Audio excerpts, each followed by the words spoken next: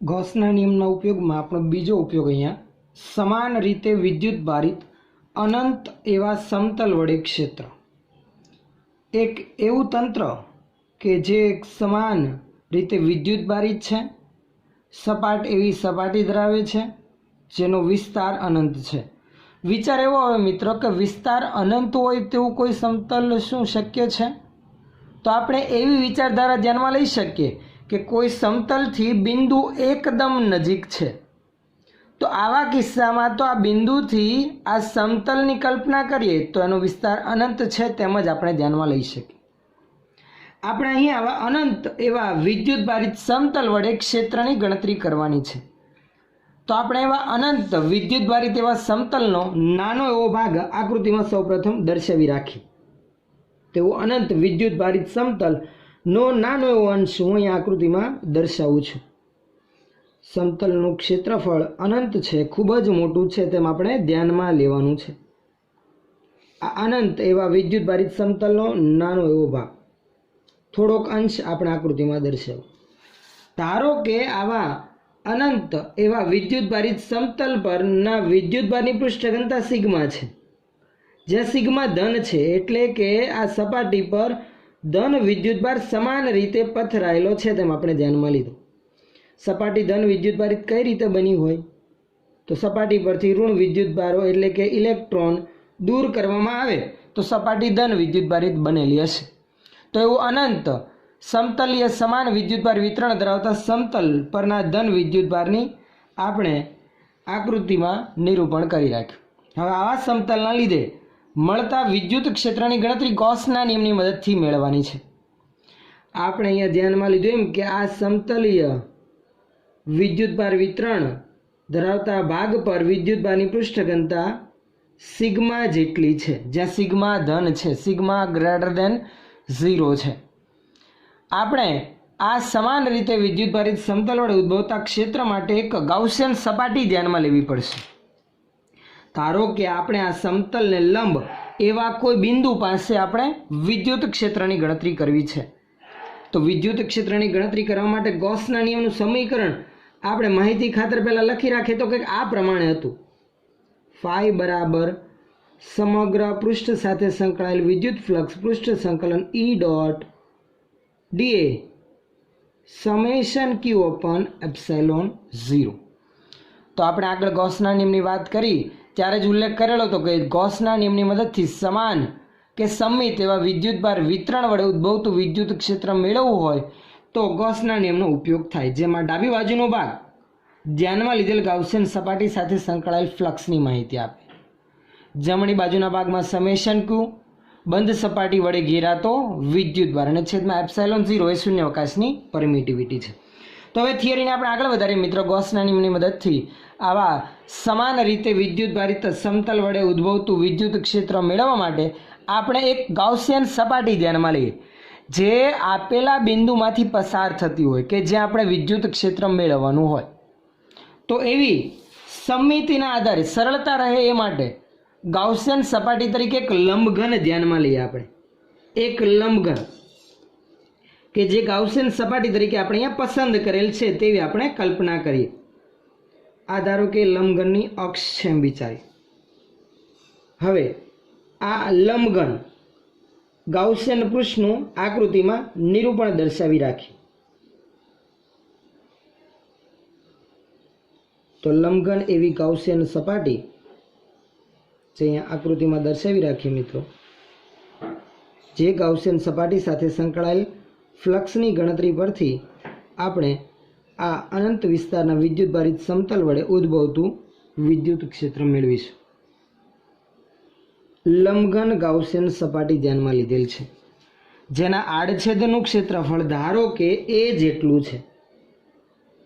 જે સાઈડનું સમતલ આવશે એ લંબઘન ગાઉસિયન સપાટીનું એનું ક્ષેત્રફળ મિત્રો આપણે અહીંયા ધ્યાનમાં લીધેલું છે એ જેટલું.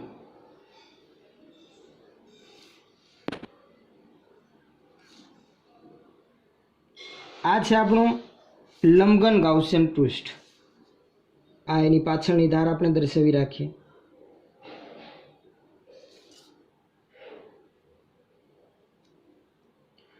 એના આડછેદનું ક્ષેત્રફળ મિત્રો એ જેટલું છે, કેપિટલ એ જેટલું.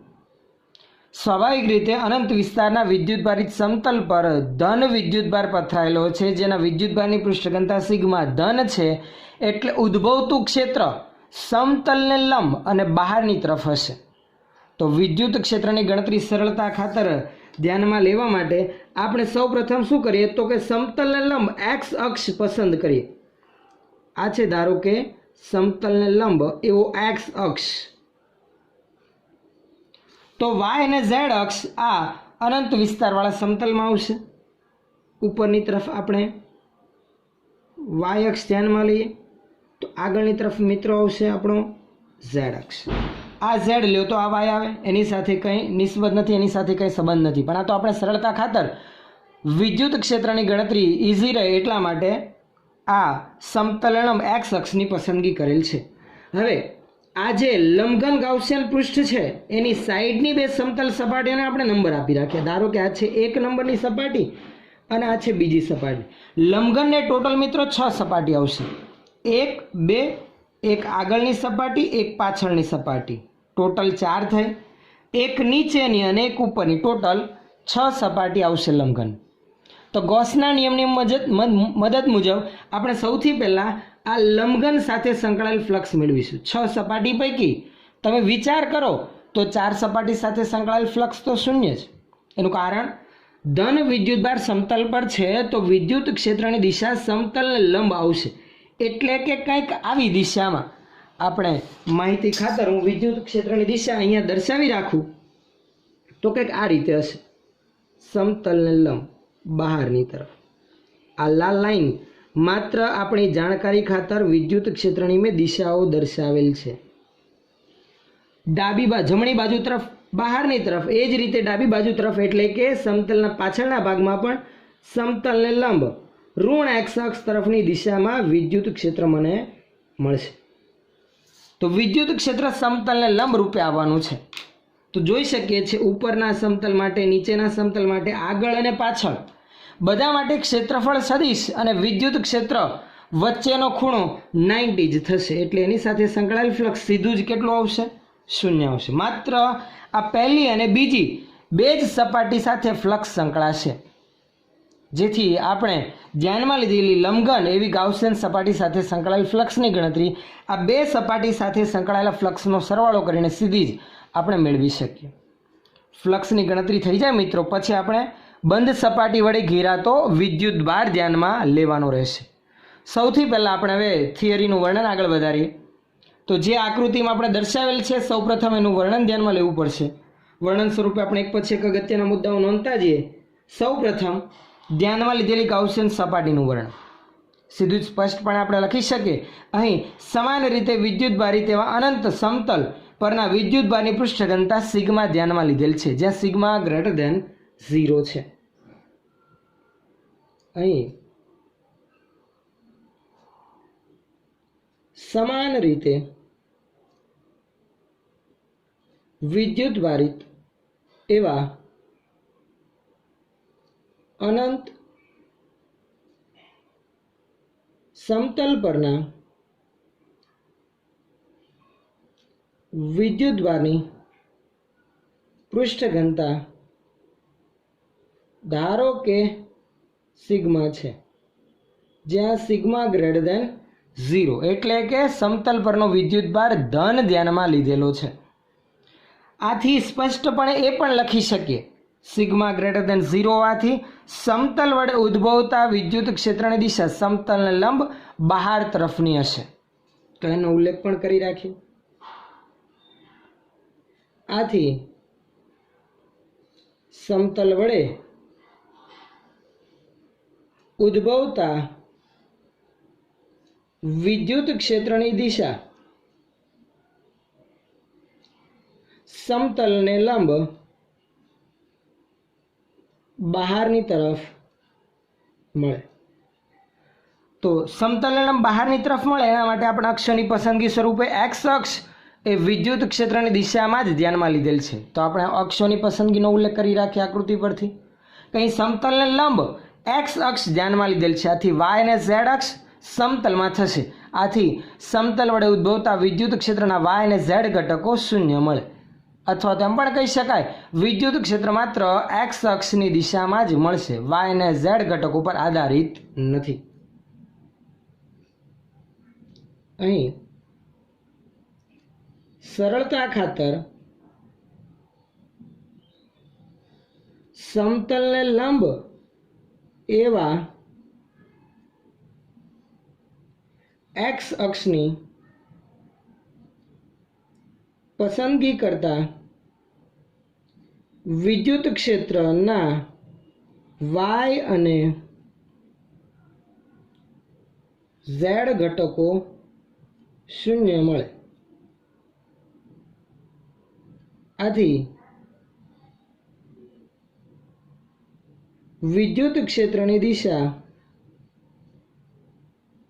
માત્ર એક્સ અક્ષ પર મળશે અથવા તો એક્સ અક્ષને સમાંતર મળશે, તેમ પણ આપણે ઉલ્લેખ કરી શકીએ. હવે ધ્યાનમાં લીધેલી ગાઉસિયન સપાટીનો ઉલ્લેખ કરીએ. આપણે આ લંબઘન ગાઉસિયન સપાટી ધ્યાનમાં લીધી, એમાંની આ લંબઘન ગાઉસિયન સપાટીના સપાટી 1 અને 2 પરના એવા બિંદુઓ પાસે વિદ્યુત ક્ષેત્ર મેળવવું છે. ધારો કે 1 નંબરના બિંદુને 1 નંબરના સમતલ પરના બિંદુને P' અને અહીંયાના બિંદુને P' વડે દર્શાવ. એવું પણ ધ્યાનમાં લીધેલ છે આપણે કે P' અને P' સમતલથી એક સરખાંતરે બંને તરફ આવેલા છે, ઋણ એક્સ અક્ષ પર અને ધન એક્સ અક્ષ પર. તો એનો ઉલ્લેખ જે ગાઉસિયન સપાટી ધ્યાનમાં લીધી તો આકૃતિ પરથી એનો ઉલ્લેખ કરી રાખવાનો રહે કે અહીં સમતલના લીધે P બિંદુ કે પછી P' અને P' બિંદુઓ એક સરખાંતર આવેલા છે કે જ્યાં વિદ્યુત ક્ષેત્રની ગણતરી કરવા માટે P' અને P' માંથી પસાર થતું એક લંબઘન ગાઉસિયન પૃષ્ઠ ધ્યાનમાં લીધેલ છે, જેના આડછેદનું ક્ષેત્રફળ a જેટલું છે. અહીં આવા અનંત વિસ્તારવાળા સમતલના લીધે P' અને P' એવા બિંદુઓ જે સમતલથી બંને તરફ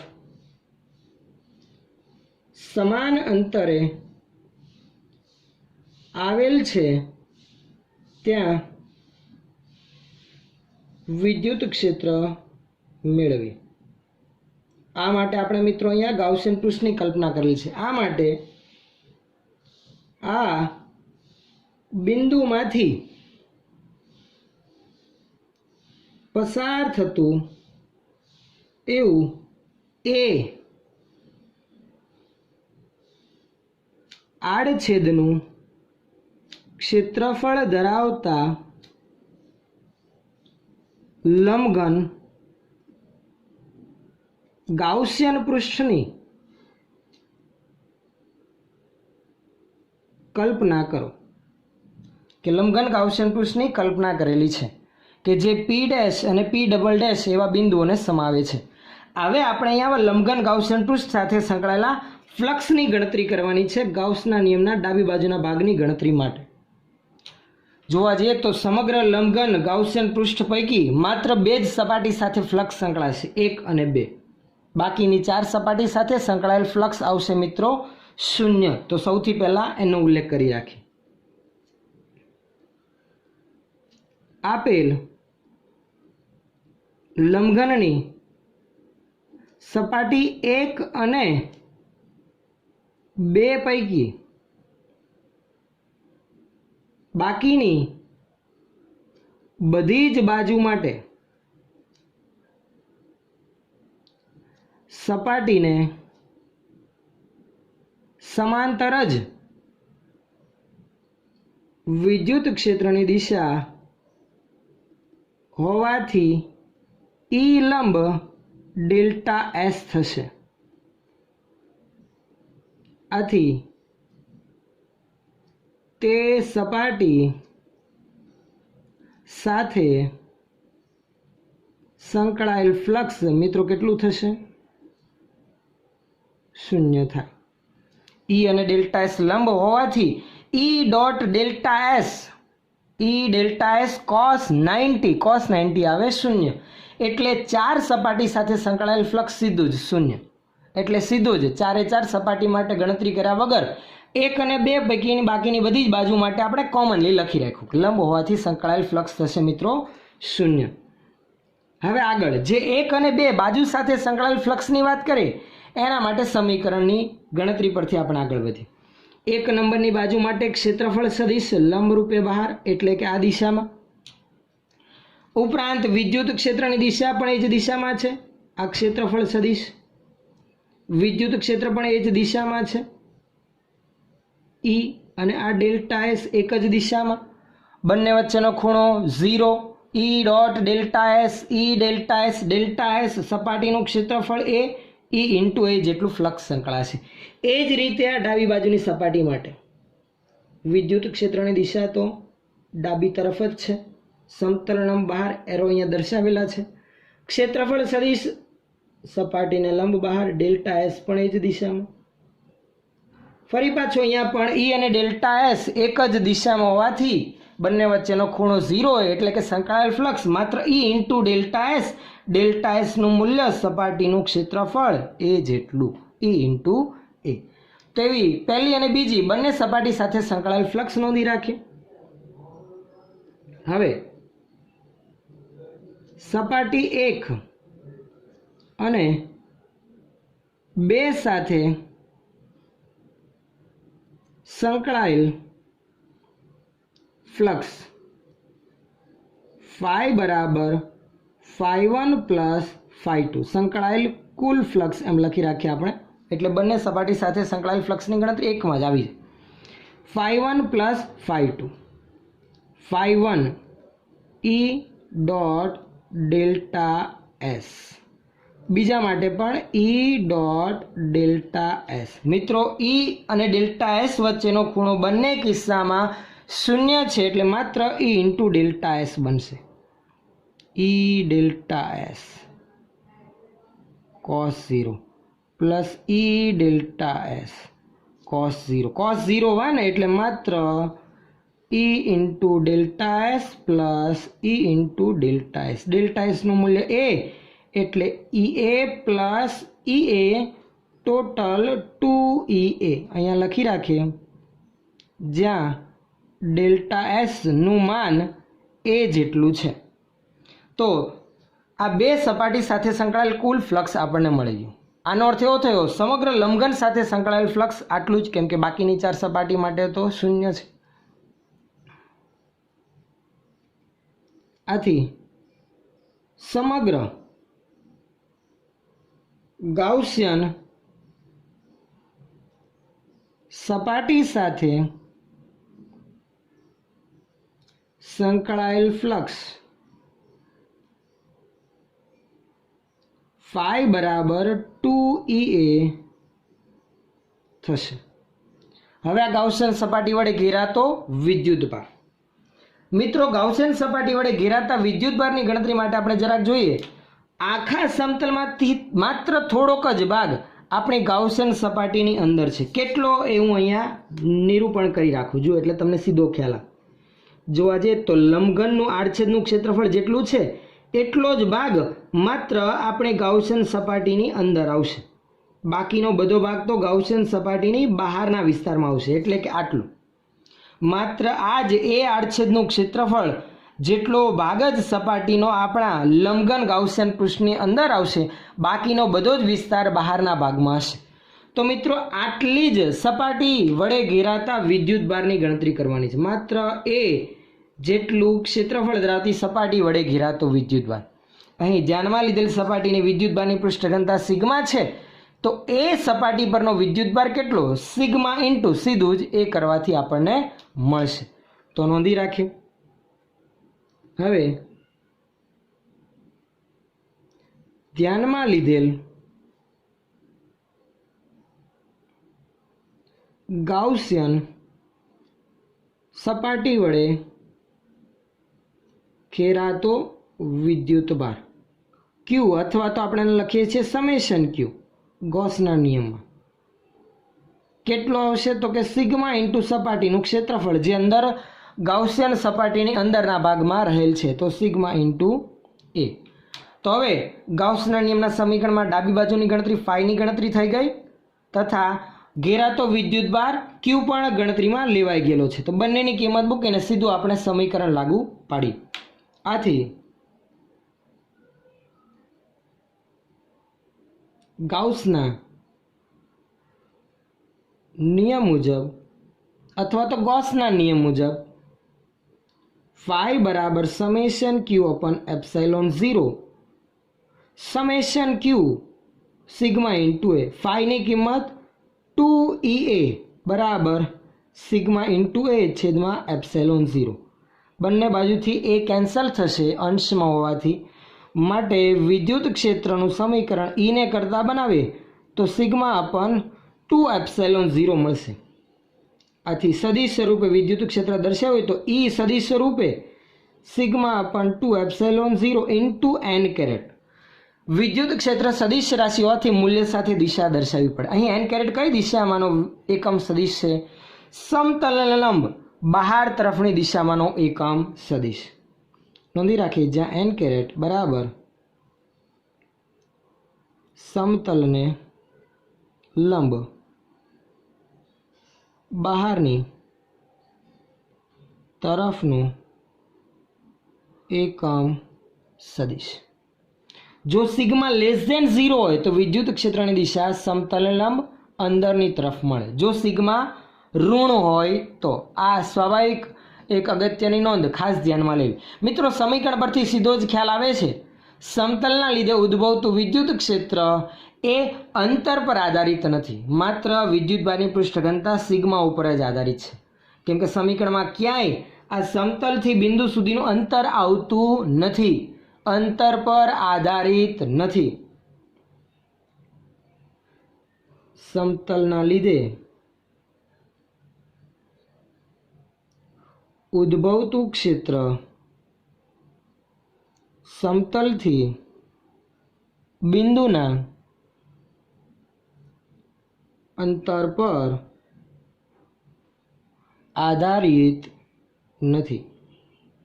અંતર પર આ વિદ્યુત ક્ષેત્ર આધાર રાખતું નથી. આ ખાસ ધ્યાન રાખવું. એનું સમીકરણ પણ વિદ્યુત ક્ષેત્રની પૃષ્ઠ ઘનતા સિગ્મા ધન હોય તો સમતલ લંબ બહાર, જો ઋણ હોય તો સમતલ લંબ અંદરની તરફ આવશે. તો આ હતું ગાઉસના નિયમના બીજા ઉપયોગ વિશેની માહિતી. સમાન રીતે વિદ્યુત ભારિત અનંત સમતલ વડે ઉદ્ભવતું વિદ્યુત ક્ષેત્ર જે આવે છે sigma upon 2 epsilon 0 into N caret. સમીકરણ યાદ રાખવું મિત્રો, MCQ અને શોર્ટ ક્વેશ્ચન માટે અગત્યનું બની રહેશે.